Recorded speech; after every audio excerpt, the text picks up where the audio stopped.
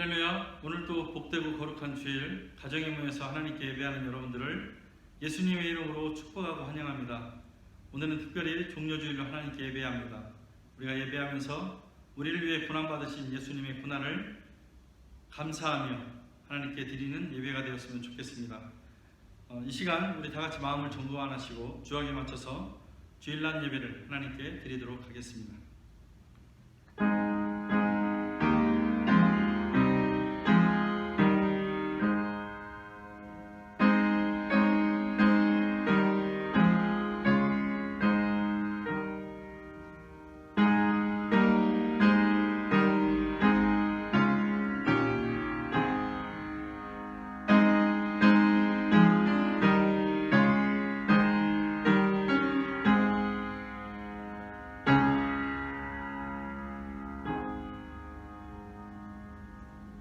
내가 너와 함께 있어 내가 어디로 가든지 너를 지키며 너를 이끌어 이 땅으로 돌아오게 할지라. 내가 내게 허락한 것을 다 이루기까지 너를 떠나지 아니하리라. 아멘. 찬송과 영광을 받으시기에 합당하신 하나님, 오늘도 저희들을 하나님 앞에 예배할 수 있게 하심을 진심으로 감사를 드립니다. 오늘 저희가 하나님께 드려지는 이 예배가 우리를 위해서 십자가에 못 박히신 예수 그리스도를 생각하는 예배되게 하시고, 이 예배를 통하여서 우리의 영광에게 회복되는 은혜의 시간이 될 수 있도록 하나님 인도하여 주옵소서. 감사드리며 예수님의 이름으로 기도하옵나이다. 아멘. 우리 다 함께 사도신경으로 신앙 고백하도록 하겠습니다. 전능하사 천지를 만드신 하나님 아버지를 내가 믿사오며 그 외아들 우리 주 예수 그리스도를 믿사오니 이는 성령으로 잉태하사 동정녀 마리아에게 나시고 본디오 빌라도에게 고난을 받으사 십자가에 못 박혀 죽으시고 장사한 지 사흘 만에 죽은 자 가운데서 다시 살아나시며 하늘에 오르사 전능하신 하나님 우편에 앉아 계시다가 저리로서 산자와 죽은 자를 심판하러 오시리라. 성령을 믿사오며 거룩한 공예와 성도가 서로 교통하는 것과 죄를 사하여 주시는 것과 몸이 다시 사는 것과 영원히 사는 것을 믿사옵나이다. 아멘. 우리 함께 찬송가 150장 부르도록 하겠습니다.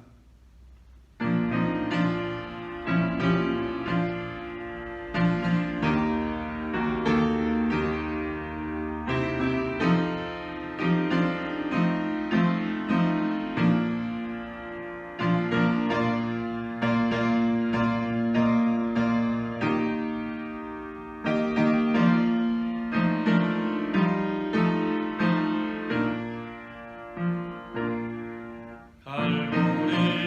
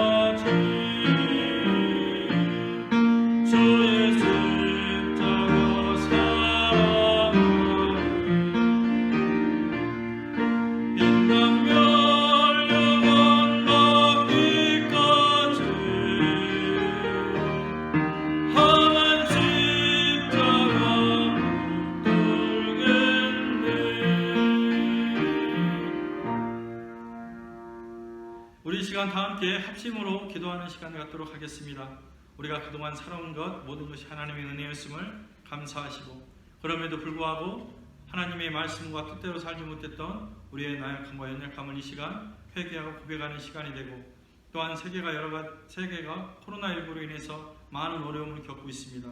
하나님의 은혜로 속히 코로나19가 지나가고 모든 일상이 회복될 수 있도록 기도하셨으면 좋겠습니다.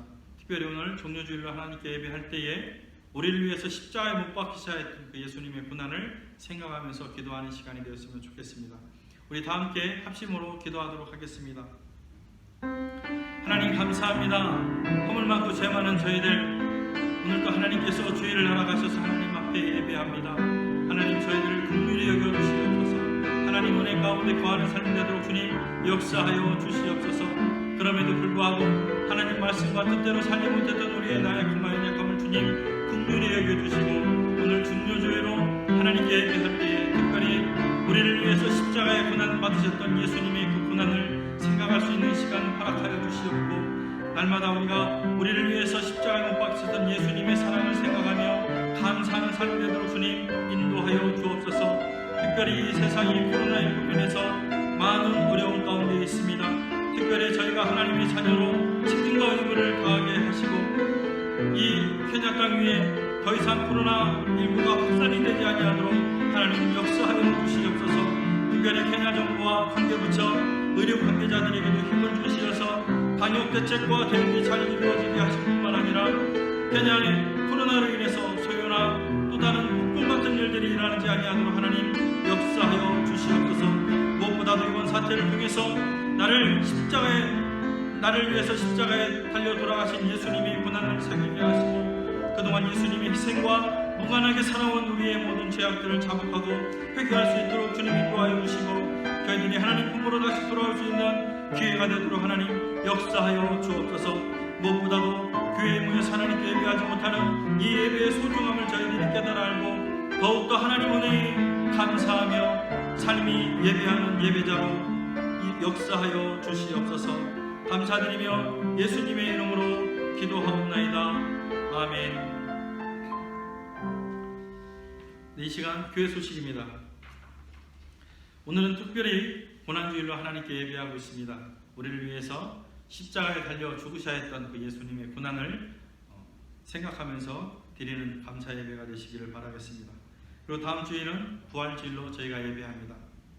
부활주일을 위해서 경건하게 한 주간을 보내시는 여러분들 되시기를 바라겠습니다.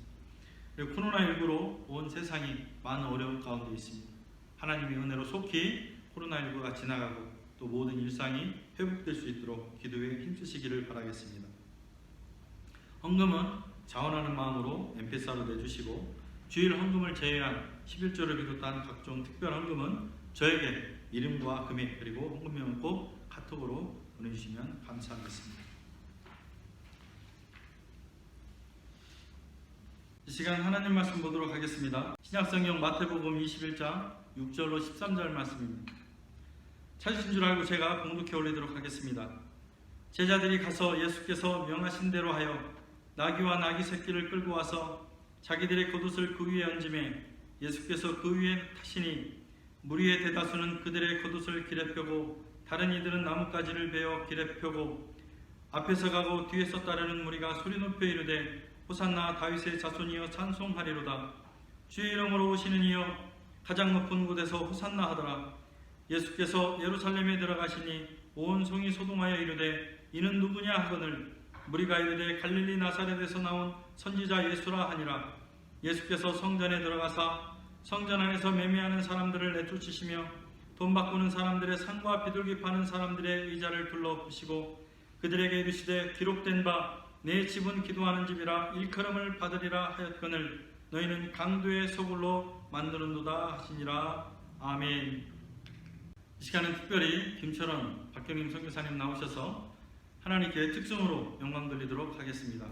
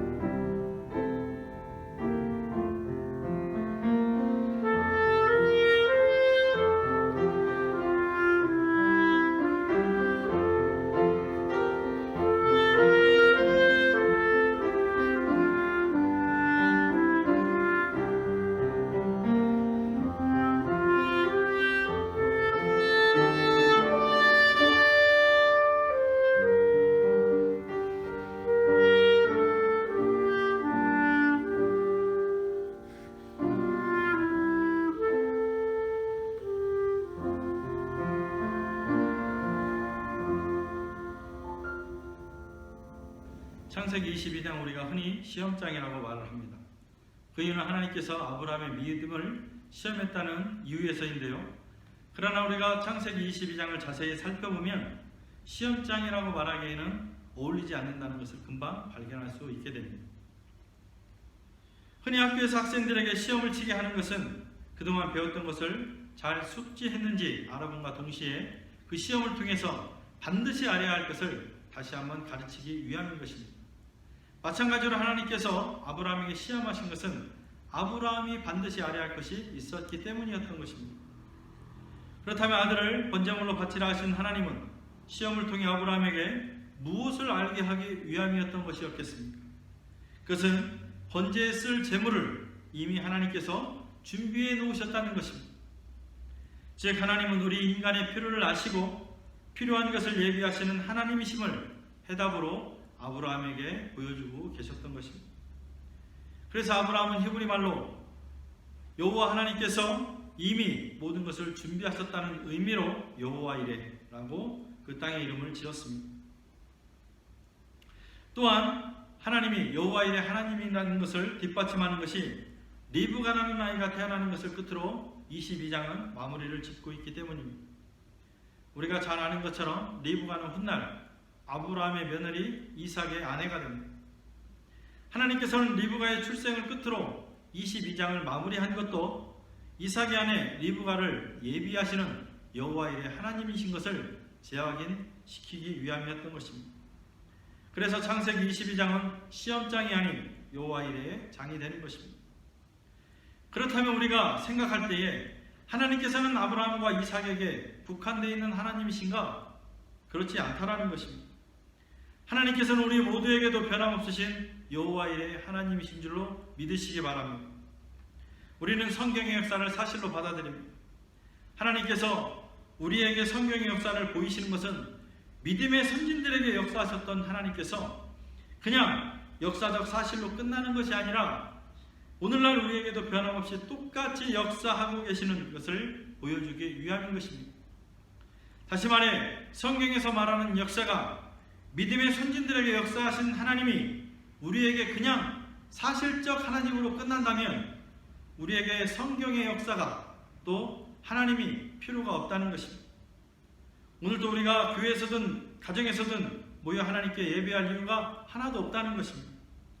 그러나 성경의 역사의 주인이신 여호와 이레 하나님께서는 어제나 오늘이나 아브라함이나 저나 여러분들에게 변함없이 동일하게 역사하고 계시는 하나님이시라는 것입니다. 그 증거가 하나님은 아브라함을 위해서 제사에 필요한 양을 준비하셨다면 오늘날 하나님은 우리를 위해서 예수님을 예비하셨기 때문인 것입니다. 지금 코로나 바이러스로 많은 어려움을 당하고 있는 상황이 있습니다.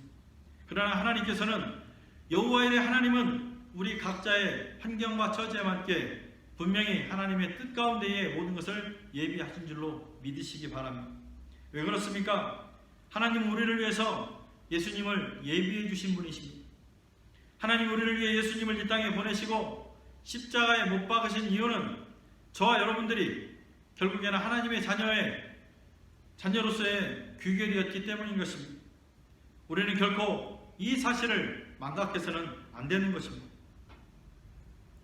오늘 우리는 종려주일로 하나님께 예배하고 있습니다. 저는 오늘 종려주일을 맞이해서 우리를 위해서 하나님께서 예비하신 예수님의 행적을 따라가보고 또 예수님께서 우리에게 무슨 말씀을 하시는지 그 말씀을 통해서 우리가 앞으로 어떤 믿음의 생활을 해야 할 것인지를 한번 생각해보는 시간이 되었으면 좋겠습니다. 여러분들도 잘 알고 있는 것처럼 종려주일의 유래는 예수님께서 새끼나귀를 타고 예루살렘에 입성했을 때에 유대인들이 종려나무가지를 흔들면서 예수님을 열렬히 환영한 데에서 유래가 되었습니다.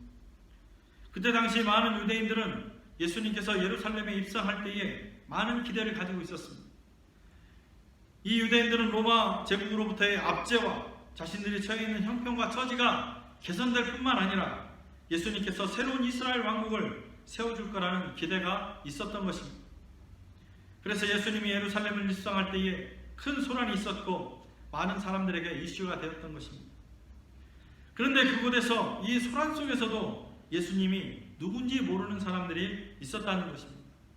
그래서 어떤 무리가 그 사람들에게 이렇게 말을 합니다. 11절입니다. 무리가 이르되 갈릴리 나사렛에서 나온 선지자 예수라고 알려준 것입니다. 여기서 특이점은 그 무리가 예수님이 인류의 죄를 구원하실 구세주라고 가르쳐준 것이 아니라 선지자라고 말을 하고 있다는 것입니다. 그 이유가 무엇이겠습니까?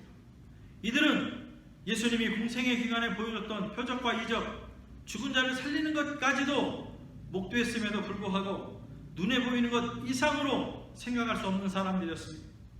또한 예수님의 진리를 알지 못했던 사람들입니다. 이들에게 새끼나귀를 타고 오는 초라한 모습으로 예루살렘에 입성하는 예수님은 튼실한 백마를 타고 화려한 갑옷을 입고 수많은 병사를 이끌면서 세계를 다스리는 로마의 황제와는 비교의 대상이 아니었던 것입니다. 저들의 눈에 비친 예수님의 남루한 모습은 그저 이 땅에 왔다 간 초라한 선지자 중 하나일 뿐이었던 것입니다. 7절에 나귀와 나귀 새끼를 끌고 와서 라고 기록되어 있습니다. 본문의 저자 마태의 기록으로는 사실 예수님께서 나귀를 탄 건지 새끼 나귀를 탄 건지 정확히 나와 있지는 않습니다. 그러나 마태와 달리 마가와 누가는 당시 예수님께서 예루살렘에 입성하실 때에 새끼 나귀를 탔다고 자세히 말하고 있습니다. 그럼 예수님께서 새끼 나귀를 타고 오신 것이 분명한 것인데 마태는 구태여 나귀와 나귀 새끼를 표현하고 있습니다. 이게 무슨 의미가 있겠습니까? 무슨 의미겠습니까? 한 번도 사람을 태워보지 못한 그 나귀 새끼에게 어미 나귀가 있어야만 예수님이 안정적으로 탈 수 있는 상황이었던 것입니다. 그리고 7절 후반절에 자기들의 겉옷을 그 위에 얹음에 예수께서 그 위에 타셨다라고 말씀하고 있습니다. 제자들의 겉옷을 새끼 나귀 등 위에 얹었다라는 이 표현을 종교개혁자 칼빈은 심히 부끄러운 가난의 표징이다라고까지 표현하고 있습니다. 다시 말해서 그만큼 이 상황이 초라했다는 것을 방증하고 있는 것입니다. 한번 당시의 상황을 한번 상상해 보겠습니다. 인류의 죄를 사하시고 죄인들을 구원하실 그 구세주가 새끼 나귀 한 마리조차 컨트롤하지 못해서 어미 나귀를 앞세우고 안장도 없이 겉옷을 깔아 새끼 나귀를 타고 오는 모습인 것입니다. 당연히 예수님의 진리를 알지 못하는 사람들에게 이런 예수님의 모습은 실제 신으로 군림하고 있는 저 로마 황제와는 비교의 대상이 아니었던 것입니다. 그저 초라한 하나의 선지자일 뿐이었던 것입니다. 이렇게 예수님은 이 땅에 새로운 나라를 세워줄 것을 기대하는 유대인들 환호 속에 그저 초라한 하나의 선지자를 알고 있는 무리 가운데에서 예루살렘에 입성하게 되신 것입니다. 예수님은 예루살렘에 입성하시고 당신의 과업인 십자가에 못 박히기 위해서 시작된 고난주간 첫째 날을 성전을 정화하는 일로 시작을 하십니다. 종려 주일의 진정한 의미는 바로 여기에 있습니다. 이 성전 전화 사건은 요한복음 2장에 보면 예수님께서 공생애를 시작하기 전 첫 번째로 기적을 보이신 가나 혼인 잔치에 이어서 두 번째로 보이신 기적입니다. 그렇다면 예수님은 공생애의 시작을 성전을 정화하는 일로 시작하면서 마무리를 성전을 정화하는 것으로 끝내고 있음을 알 수가 있습니다. 예수님은 공생애를 시작하면서 성전을 정화해야 하셨고 당신이 십자가에 못 박히시기 직전까지 마무리를 해야 했던 일이 성전을 정화해야 하는 일이었다는 것은 예수님의 몸된 교회가 얼마나 중요한지를 우리로 하여금 생각하게 하는 대목인 것입니다. 그렇다면 하나님의 집, 거룩한 성전을 정화한다는 것은 구체적으로 무엇을 의미하고 있는 것이겠습니까? 먼지를 털어내고 바닥을 쓸어내서 쓰레기를 버리는 환경위안을 말하는 것입니까? 요한복음 2장 14절로 16절 제가 쉬운 성경으로 읽어드리겠습니다. 예수님께서는 성전 뜰 안에서 소와 양과 비둘기를 팔고 있는 사람들과 또 상에 앉아서 돈을 바꿔주는 사람들을 보셨습니다. 예수님께서는 끈으로 채찍을 만들어 양과 소를 비롯하여 모든 짐승을 성전 뜰에서 쫓아내셨습니다. 예수님께서는 돈 바꾸는 사람들의 상을 뒤엎으시고 그 사람들의 돈을 흩으셨습니다. 그리고 비둘기를 파는 사람들에게 명령하셨습니다. 이것들을 여기서 치워라. 내 아버지의 집을 시장터로 만들지 마라 라고 말씀하셨습니다. 예수님은 제사장들과 그의 하수인들이 예루살렘 성전을 시장바닥으로 만들어 놓은 것을 보시고 분노하시면서 성전을 뒤집어 엎으신 것입니다. 그 이유가 무엇이었겠습니까? 당시 유대인들은 구약의 전통을 살려서 하나님께 예배할 때에 짐승으로 제물로 하나님께 드렸습니다. 하나님께 제사를 드리는 그 짐승은 어떠한 의미나 결점이 없는 짐승을 드려야 했었습니다. 그래서 하나님께 제물을 드리는 사람들은 짐승에는 흠이 없는지, 하나님께 드려도 문제가 없는지 항상 고민이었던 것입니다. 하지만 제물의 흠의 유무 상태를 판정하는 제사장들은 제사를 드리는 당사자가 집에서 가축을 가지고 왔다면 무슨 트집을 잡아서라도 불합격시키는 데에 반해 성전에서 매매한 짐승들은 흠의 여부와 상관없이 무조건 합격 판정을 내어주면서 자신들의 배를 불려왔던 것입니다. 따라서 하나님께 제사를 드리기를 원했던 사람들은 어쩔 수 없이 성전에서 판매하는 짐승들을 살 수밖에 없었고 당연히 훨씬 비싼 웃돈을 주고 구매를 해야 했던 것입니다. 그리고 또 하나, 성전에서 돈을 환전하는 상인들이 있었습니다. 당시 유대인들 가운데 만 20세 이상 된 남자라면 누구나 의무로 반세겔씩 성전세를 내야 했습니다. 그런데 특이한 것은 성전세를 낼 때 일반 화폐로는 내지를 못했던 것입니다. 반드시 성전 안에서만 통용되는 성전 화폐로만 낼 수 있었습니다. 이를 모를 리 없던 제사장들은 자신들의 하수인들을 시켜서 환전하게 하고 높은 수수료를 챙겨왔던 것입니다. 이런 일들이 버젓이 성전 안에서 이루어지는 것을 보신 예수님은 상인들을 성전에서 몰아내시고 상을 뒤집어 엎으신 것입니다. 결국 이 성전을 뒤엎은 사건이 예수님께서 십자가에 못 박히시는 결정적 역할을 하게 되지만 예수님은 아랑곳하지 않았습니다. 자기의 사료 사육을 위해서 하나님을 팔아먹는 저 유대 종교 지도자들이 하나님과 인간의 사이를 가로막는 장애라고 생각하시고 성전을 정화하셨던 것입니다. 그리고 3년이 지났습니다. 예수님은 당신의 마지막 과업인 십자가에 못 박히기 위해서 다시 예루살렘 성전을 찾으셨던 것입니다. 그런데 예루살렘의 성전은 3년이 지나도록 여전했습니다. 12절 함께 보도록 하겠습니다. 오늘 본문 12절입니다. 예수께서 성전에 들어가사 성전 안에서 매매하는 모든 사람들을 내쫓으시며 돈 바꾸는 사람들의 상과 비둘기 파는 사람들의 의자를 둘러 엎으시고 라고 말씀합니다. 분명히 예수님께서는 공생애를 시작함과 동시에 성전에 대한 중요성과 거룩함에 대해서 일깨워 주었음에도 불구하고 여전히 유대 종교 지도자들은 그들의 하수인들과 함께 성전을 변제시키고 있었던 것입니다. 예수님께서는 그들에게 이렇게 질타하십니다. 13절입니다. 그들에게 이르시되 기록된 바 내 집은 기도하는 집이라 일컬음을 받으리라 하였거늘 너희는 강도의 소굴로 만드는도다 하시니라. 아멘. 성전의 본래 모습은 장사하는 집이 아니라 하나님께 예배하며 기도하는 거룩한 장소인 것입니다. 그런데 예루살렘 성전을 장악하고 있는 상인들과 유대 지도자들은 강도의 소굴로 만들어 놓았던 것입니다. 그들이 정말 가진 것이 없고 배가 고파서 성전을 시장바닥으로 만들었겠습니까? 그렇지 않다는 것입니다. 그들은 충분히 가지고 있었음에도 불구하고 하나님의 이름을 팔아 자신들의 배를 불리고자 하는 탐욕과 욕심의 정점이 있었던 것입니다. 이 사실을 너무나 잘 알고 계신 예수님은 그들이 강도로 보였고 당연히 강도의 소굴이 된 성전을 정화해야만 했던 것입니다. 그러나 유대교의 지도자들은 이 예수님의 행동이 납득이 가진 않았습니다. 아니 오히려 자신들의 밥그릇을 뒤엎는 이상한 짓이었던 것입니다. 그래서 이들은 누가복음 19장 47절에 이렇게 말하고 있습니다. 예수님이 성전을 정화한 후 그곳에서 말씀을 가르치시는 것이 영 못마땅해 예수님을 죽이려고 깨하였다라고 말하고 있습니다. 왜 유대교의 지도자들은 예수님이 성전을 정한 것에 대해서 분노하며 예수님을 죽이려 했겠습니까? 그것은 그들이 볼 때에 예수님이 절대로 해서는 안 되는 짓을 했기 때문인 것입니다. 그렇다면 왜 예수님은 성전을 뒤집어 엎으셔야만 했겠습니까? 그것 역시도 예수님께서 보실 때에 성전 안에서 절대로 해서는 안 되는 짓을 그들이 저질렀기 때문인 것입니다. 예수님과 그들의 관점은 이처럼 달라서 충돌할 수밖에 없었던 것입니다. 예수님께서 성전을 뒤엎으셨다는 것은 오늘날 종교개혁적인 관점에 보면 예수님에 의한 종교개혁이었던 것입니다. 그렇다면 오늘날 우리에게 무엇이 개혁이며 개혁의 대상이 무엇이겠습니까?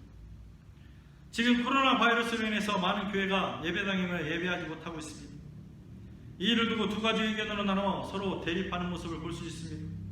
한쪽은 천재지변이나 사회적 재난의 경우 예배의 일시적 폐쇄와 가정예배 또는 인터넷 예배가 불가피하다고 주장합니다. 그 주된 이유가 예배 장소를 묻는 사마리아 여인에게 예수님께서 영과 진리로 드려지는 예배, 즉 예배는 장소가 아니라 우리 마음의 문제인 것을 빗대어 이야기하고 있습니다. 또 하나는 바리새인과 예수님께서 안식일에 대한 논쟁을 했을 때에 나타난 듯이 결국 예배란 하나님께 예배하는 것이 이웃의 생명을 배려하지 않고 이루어져서는 안 된다는 것을 예를 들고 있다는 것입니다. 그러나 또 한쪽에서는 주일 성수라는 진정성 있는 신앙의 척도를 지금까지 지켜왔고 지나온 천지재변이나 사회적 재난 앞에서도 교회에서 예배를 준다는 적이 없었다고 맞서고 있습니다. 그렇다면 우리가 여기서 고민해야 할 것이 무엇이겠습니까? 전자든 후자든 상관없이 우리의 신앙이 하나님 앞에 영과 진리로 예배하는 믿음이냐는 것입니다.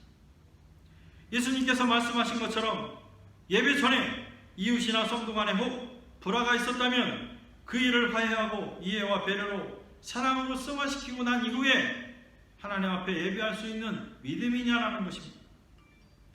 분명하고 중요한 것은 예배를 위한 장소의 대립이 아니라 지금 상황에서 하나님의 뜻과 말씀에 비추어 본 나의 신앙이 어떠한 상태인지가 중요하다는 것입니다. 전자를 따르든 후자를 따르든 우리가 하나님 앞에 예배할 준비가 되어 있지 않다면 예수님은 우리의 예배를 받지 않으실 뿐만 아니라 그렇고 개혁의 대상으로 만드신다는 것입니다. 유대교 지도자들은 무신론자들이 아니었습니다. 쇳덩이, 돌멩이, 나무 같은 걸로 우상을 만들어서 우상을 섬기는 자들도 아니었습니다. 그들은 구약 성경을 가지고 하나님의 말씀을 가르치는 지도자들이었습니다. 누구보다도 더 열심히 하나님을 섬기는 자들이었습니다. 그런데도 왜 그들이 이처럼 어처구니 없는 일을 행하고 있었겠습니까? 그것은 하나님을 믿는다고 하면서도 그들의 삶의 목적은 세상의 기준과 가치를 쫓고 있었기 때문인 것입니다. 하나님이라는 신적 존재를 통해서 더 많은 것을 소유하고 더 높은 직책과 직위, 명예를 얻는 것이 그들 삶의 종착역이었기 때문인 것입니다. 그렇다면 오늘날 우리에게는 무엇이 개혁이며 개혁의 대상이 무엇이겠습니까? 그것은 바로 나 자신을 하나님 말씀 앞에 세우는 것입니다. 세상의 기준과 가치를 따라 사는 삶이 아니라 하나님의 말씀 중심으로 나의 삶이 하나님 중심으로 삶이 개혁이 되어야 한다는 것입니다. 하나님께서는 창세기 3장 9절에 보면 아담을 부르시고 계십니다. 무소부재하신 하나님께서 아담이 어디 있는지 몰라서 아담을 부르셨겠습니까? 그 부르신 이유가 무엇이었겠습니까? 지금 아담이 있어야 할 자리에 있지 아니하고 이탈에 있는 아담을 향한 하나님의 안타깝고 사랑을 담은 부르심이었던 것입니다. 또 요한복음 21장 5절에 보면 예수님께서 제자들을 부르고 계십니다. 얘들아, 너희에게 고기가 있느냐? 라고 물어보고 계시는 것이죠. 예수님 역시 제자들에게 고기가 있는지 없는지 몰라서 물어보셨겠습니까? 그렇지 않다는 것입니다. 예수님은 헛되이 시간을 낭비하며 자기의 자리를 이탈해 있는 제자들에게 안타까움과 사랑의 마음으로 묻고 계셨던 것입니다. 이 두 질문 모두 공간의 문제가 아니라 우리 마음의 문제였다는 것을 우리는 바로 알 수 있습니다. 그렇다면 지금 우리는 이 상황에서 교회든 가정이든 어디서든 하나님의 중심에서 이탈하지 아니하고 언제든 하나님께 예배드릴 수 있는 믿음이냐라는 것입니다. 하나님을 믿는다고 하는 그리스도인들이 하나님 중심 밖에서 사랑할 줄도 모르고 이해와 배려도 없고 시기 질투, 미움 다툼, 자신의 수고와 희생이 없는 믿음 생활이 어찌 교회 밖에서 말씀대로 살 것이며 어찌 하나님 중심을 향해 가는 삶이라고 말할 수가 있겠습니까?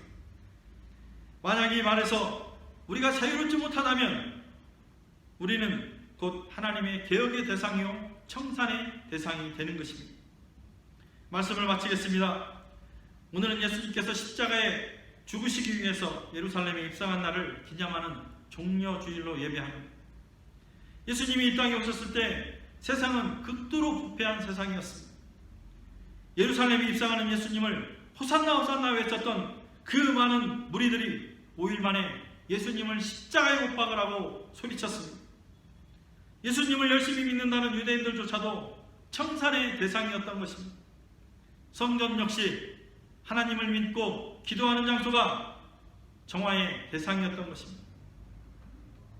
그 이유는 모든 이들이 하나님 중심 밖에서 세상의 기준과 가치로 생각하고 판단했기 때문인 것입니다.